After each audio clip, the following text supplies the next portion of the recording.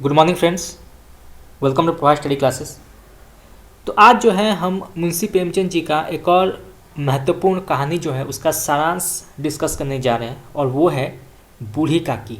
बूढ़ी काकी ये जो कहानी है ये आपके आमतौर पर यूनिवर्सिटीज़ के सिलेबस में पाए जाते हैं एवं अगर आप कोई कॉम्पिटिटिव एग्ज़ाम भी देते हैं तो उसके सिलेबस में भी जो है कई बार अगर आपका हिंदी साहित्य सब्जेक्ट है तो उसमें भी बूढ़ी काकी जो है ये कहानी होता ही है। तो इसको भी जानना जो है बहुत आवश्यक है। अभी जो है मैं सारांश लेकर आया हूँ, परंतु अगर आप चाहते हैं कि मैं पूरा चैप्टर आपको पढ़ाऊँ तो आप मुझे कमेंट बॉक्स में बता सकते हैं। तो चलिए शुरू करते हैं बूढ़ी काकी कहानी का सारांश। तो ये कहानी है बूढ़ी काकी की, जिनके पति को स्वर्ग सिधारे बहुत समय हो चुका था। बेटों की भी मृत्यु हो गई थी। परिवार में अपना कहने को कोई था तो एक भतीजा जिसका नाम था पंडित बुद्धिराम। याद रखिएगा, जो सेकंड कैरेक्टर है उसका नाम है पंडित बुद्धिराम। ये जो था ये भतीजा था काकी का। पंडित बुद्धिराम ने बहला फुसला कर काकी से सारी संपत्ति अपने नाम लिखवा ली थी। संपत्ति लिखाते समय उसने काकी से बहुत लंबे चौड़े वादे किए। काकी से कहा कि तुम्हें कोई तकलीफ ना होगी। तो जो बुद्धिराम है संपत्ति मिलने से पहले बूढ़ी काकी को बहला फुसला कर सारे वादे करता है कि तुम्हें कोई तकलीफ ना होगी, तुम संपत्ति जो है मेरे नाम करवा दो। संपत्ति अपने नाम करा लेने के बाद बुद्धिराम व उनकी पत्नी रूपा, याद रखिएगा एक और कैरेक्टर का नाम है रूपा। रूपा जो है ये बुद्धिराम की पत्नी है। रूपा का व्यवहार काकी के प्रति कठोर हो गया। कहा जाता है कि बच्चे बूढ़े एक समान होते हैं, परिणाम स्वरूप काकी की स्थिति भी वैसी ही हो गई थी। तो जब संपत्ति प्राप्त नहीं हुई थी तब तक बुद्धिराम एवं रूपा का व्यवहार जो है अपने काकी के प्रति बहुत अच्छा था, परंतु संपत्ति प्राप्त होने के बाद जो है दोनों का व्यवहार अपने काकी के प्रति बहुत कठोर एवं निराशाजनक हो जाता है।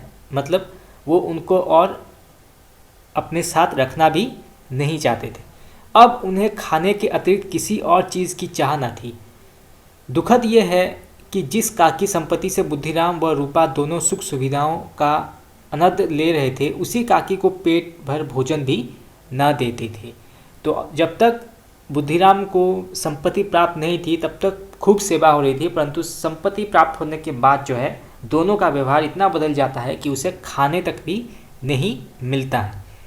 कभी उन पर पानी की कुल्ली करके भाग जाते, कभी चुटकी काट कर भाग जाते। परिणाम स्वरूप जब काकी रोती तब भी उन पर कोई ध्यान नहीं देता था। तो एक तरह से कह सकते हैं कि काकी का अपमान किया जा रहा था उस घर में।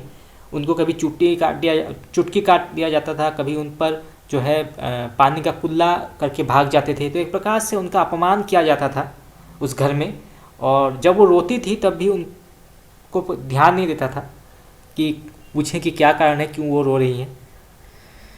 जिस दिन पंडित बुद्धिराम के बड़े बेटे मुखराम, याद रखिएगा पंडित बुद्धिराम का बेटे का नाम है मुखराम, मुखराम का तिलक था, उस दिन भी काकी को किसी ने खाने नहीं पूछा।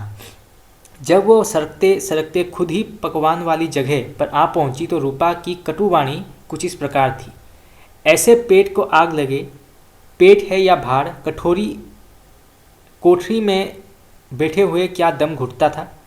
अभी मेहमानों ने नहीं खाया, भगवान को भोग नहीं लगा, धैर्य ना हो सका।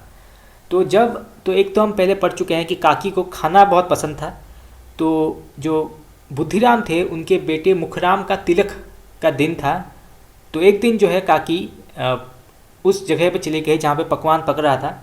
तो जैसे ही वो काकी को देखती है रूपा, तो वो एक तरह से गुस्सा होकर उन्हें कटु वचन बोलती है और उन्हें अपमानित करते हुए वहाँ से भगा देती है। आकर छाती पर सवार हो गई।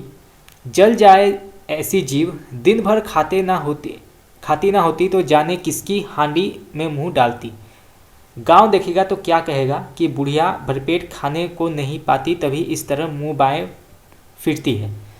तो एक तरह से अपने काकी का अपमान कर रही है रूपा। एक तो वो पहले से उसको खाने पीने को नहीं दे रही थी, और जब भी काकी खाने पीने के लिए कहीं जाती है तो उसको भी जो है कटु वाक्य सुनाती है रूपा। टाय ना मरे ना मांचा झोड़े, नाम बेचने पर लगी है, ना कटवा कर दम लेगी। इतनी ठूंसती है कि जाने कहाँ भस्म हो जाता है। भला चाहती हो तो जाकर कोठरी में बैठो, जब घर के लोग खाने लगेंगे तभी तुम्हें भी मिलेगा। तुम कोई देवी नहीं हो कि चाहे किसी के मुंह में पानी न जाए, परंतु तुम्हारी पूजा पहले ही हो जाए। तो इस प्रकार के कटु वाक्य और अपमानित करके जो है बूढ़ी काकी को रूपा वहाँ से भगा देती है।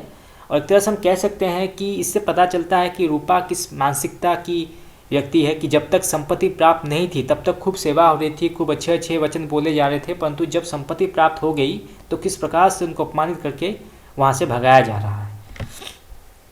काकी अपनी कोठरी में चली गई। बहुत देर बाद भी जब खाना ना आया तो दोबारा बाहर आ गई। देखा तो मेहमान अभी खा ही रहे थे। इस बार काकी को पंडित बुद्धिराम द्वारा घसीटा गया। तो देखिए किस प्रकार से जो है अपमानित करके और बेइज्जत करके जो है उनको वहाँ से बाहर निकाला जाता था बूढ़ी काकी को।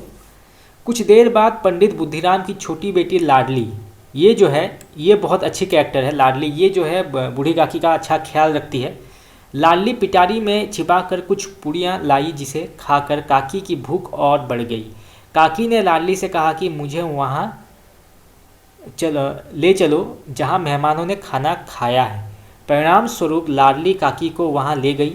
काकी ने मेहमानों की झूठी पतलों से बचा खाना खाना शुरू कर दिया। तो देखिए किस प्रकार से क्या स्थिति आ गई बूढ़ी काकी की कि जिसके पास इतनी संपत्ति थी लेकिन अपने भतीजे के प्रेम में उन जो है वो सारी संपत्ति उसके नाम कर देती है, लेकिन संपत्ति उनके हाथ से जाने के बाद उनकी ऐसी स्थिति आ गई कि उनको झूठे बर्तनों से जो है उठाकर खाना खाना पड़ रहा है। और ये किसके कारण हो रहा है?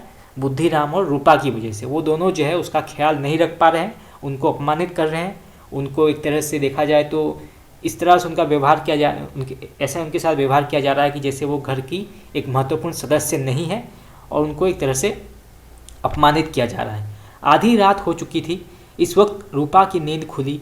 उसने बाहर आकर देखा कि एक पंडिताइन दूसरों की पत्तल से खाना चुन चुन कर खा रही है। तो रूपा की आंखों से आंसू बहने लगे। अब जो है रूपा को अपनी गलती का एहसास हुआ, यानी कि पंडिताइन जो है किस प्रकार से झूठे पत्तल से जो है खाना चुन चुन के खा रही है, और ये किसके कारण? रूपा एवं बुद्धिराम के कारण। तो ये दृश्य देखकर जो है आखिरकार कठोर रूपा का हृदय पिघल गया और वो रोने लगी, क्योंकि अब उसे एहसास हो गया है कि उसे इस प्रकार से बूढ़ी काकी के साथ व्यवहार नहीं करना चाहिए था, इस प्रकार से उनका अपमान नहीं करना चाहिए था। रूपा को जो है अब समझ में आ गया कि किस पीड़ा से जो है बूढ़ी काकी गुजरी होंगी जब उनके अपने ही परिवार वाले उनको अपमानित कर रहे हैं, उनको जो है खाने को नहीं दे रहे हैं। रूपा ने तुरंत खाने की थाली सजाई और काकी को खाने के लिए दे दिया। काकी खाने की थाल देखकर सब वैसे ही भूल गई जैसे एक बच्चा मिठाई पाकर सब मार भूल जाता है।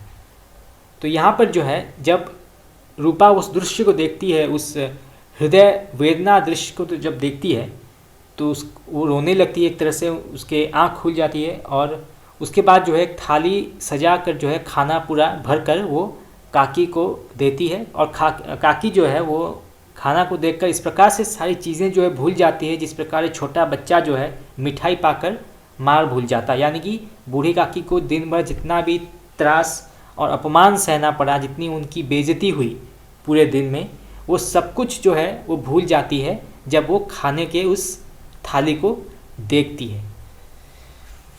तो फ्रेंड्स इसी के साथ जो है हमारा बूढ़ी काकी कहानी जो है इसका सारांश आज हमने पढ़ लिया। ये सिर्फ एक सारांश है, परंतु अगर आप चाहते हैं कि मैं पूरा चैप्टर लेकर क्लास मतलब आपको पढ़ाऊं तो आप मुझे कमेंट बॉक्स में बताइए। आप जितना अधिक इसके बारे में बताएंगे, इसके बारे में डिस्कस करेंगे जो तो है, मैं उसके हिसाब से जो है मैं क्लास लेकर आ जाऊंगा। बहुत ही महत्वपूर्ण कहानी है ये प्रेमचंद की, और एग्जामिनेशंस में इससे रिलेटेड क्वेश्चंस आते हैं। तो आज के लिए इतना ही। आप लोगों को कैसा लगा क्लास आप मुझे बता सकते हैं कमेंट करके। Thank you very much.